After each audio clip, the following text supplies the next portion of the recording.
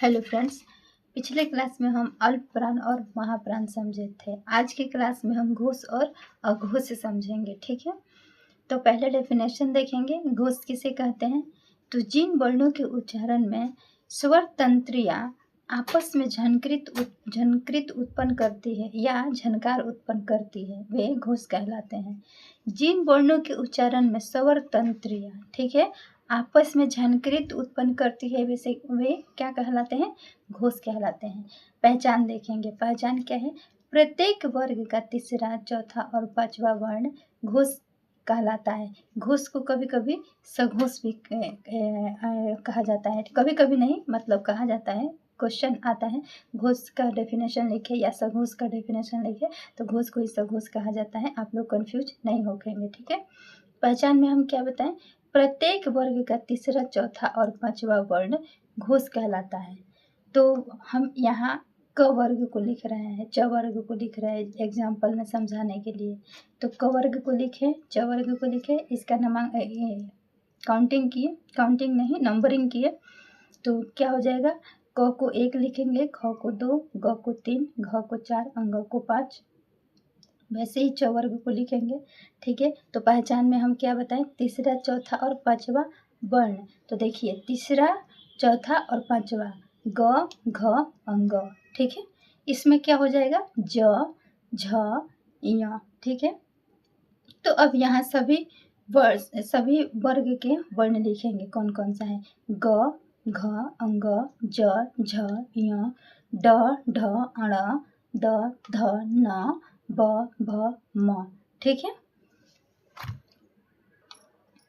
सभी स्वर वर्ण अ, आ, हर्षई, दीर्घई, हर्षऊ, दीर्घऊ, री, ए, ऐ, ओ और औ। ठीक है, ये सभी क्या है? ये सभी घोष के अंतर्गत आएगा। अंतस्थ वर्ण में य, र, ल, व, ये भी घोष वर्ण होता है, घोष वर्ण होगा। ठीक है, उष्म वर्ण में ह हो जाएगा घोष वर्ण।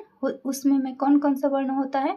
तालव्य सा, मूर्धन्य सा, दंती सा और ह होता है। ठीक है, तो सिर्फ उसमें के सिर्फ ह होगा जो घोष होगा। ठीक है, ट्रिक हम क्या देखेंगे? तो ट्रिक घोष और अघोष दोनों को एक साथ देखेंगे तभी समझ में आएगा। ठीक है, तो देखिए, घोष में कितने शब्द हैं? 2 शब्द है। घो को 1 शब्द ले रहे हैं और स को 2, तो ये दोनों मिला के 2 शब्द हुआ। और अघोष में देखिए 3 शब्द है। ठीक है, 1, 2, 3 है ना।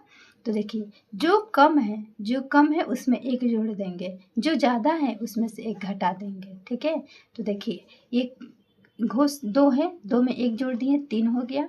ठीक है, और अघोष 3 है पहले से, इसमें से 1 घटा दिए, 2 हो गया। कहने का मतलब हुआ कि जिसका 2 शब्द है, घोष में 2 शब्द है, उसका 3 गो वर्ण लेना है। ठीक है, 3 गो, घोष का 3 गो वर्ण लेना है। और अघोष का 3 शब्द है, लेकिन इसमें 2 वर्ण लेना है। ठीक है, इसको 2-4 बार समझेंगे ना ट्रिक को, तो ऑटोमेटिक दिमाग में सेट हो जाएगा। ठीक है, क्योंकि ये कंफ्यूज करता है अल्प प्राण, महाप्राण, घोष, अघोष, लगता है ना कि दिमाग में घुल मिल गया, चारों सब एक ही साथ हो जाता है। इसीलिए हम ट्रिक से समझा रहे हैं ताकि दिमाग में सेट हो जाए। ठीक है, अब यहाँ देखेंगे अघोष वर्ण का डेफिनेशन देख रहे हैं। जिन वर्णों के उच्चारण में स्वर तंत्रियों में कंपन नहीं होता और श्वास का प्रयोग होता है, उन्हें अघोष कहते हैं। पहचान देखेंगे। प्रत्येक वर्ण का पहला और दूसरा वर्ण क्या है? अघोष है। ठीक है, प्रत्येक वर्ण का पहला और दूसरा वर्ण अघोष है। जैसे क वर्ग को लिखे, इसका नंबरिंग किए, और देखिए ये नंबरिंग किए तो क्या कह रहा है कि पहला और दूसरा, पहला और दूसरा। ठीक है, क्या हो जाएगा? अघोष हो जाएगा। यानी क, ख, च, छ, ट, ठ, त, थ, प, फ। ठीक है, ये सब अघोष के एग्जाम्पल है। और इसमें तीनों उष्ण व्यंजन, देखिए उष्ण में जो ह था वो घोष के एग्जाम्पल था। ठीक है, वो घोष के अंतर्गत आएगा ह, लेकिन ये तीनों स जो है, ये तीनों स इसमें क्या आएगा? अघोष के अंतर्गत आएगा। तीनों स अघोष के अंतर्गत आएगा और जो ह है वो घोष के अंतर्गत आएगा। ठीक है, उम्मीद है आप लोगों को ये सब बातें समझ में आई होगी। आज की क्लास में इतना ही। Bye bye, thank you.